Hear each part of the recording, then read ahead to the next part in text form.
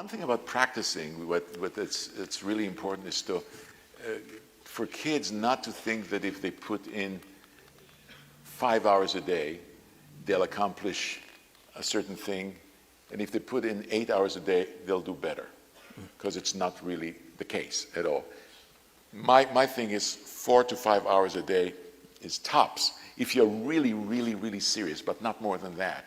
And people don't believe me, and including some of my students. They don't believe me. They think that, you know, if I do 8 hours, I can accomplish more. That's one thing.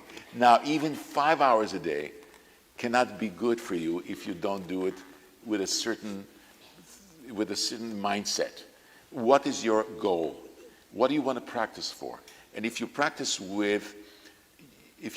musically, for example, that's one of the things that I say to the kids. You've got to practice musically so that when you finally perform a piece, you're familiar with the way it goes, rather than all of a sudden say, I didn't do that in the practice room, and now I've got all that adrenaline going, and all of a sudden it's like I've never practiced before. So you have to do that. Also, a lot of things about practicing have to do with repetition.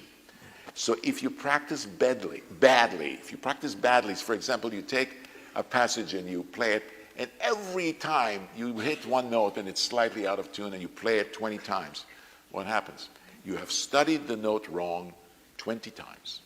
And that's like a Xerox machine. It's there, and if you ever try to erase a copy, very, very difficult.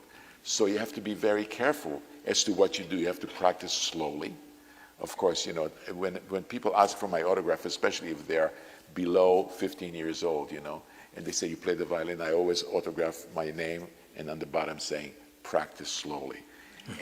And most of the time, the mothers who are with them say, you see, I told you. Listen to Mr. Perlman. You see, practice slowly.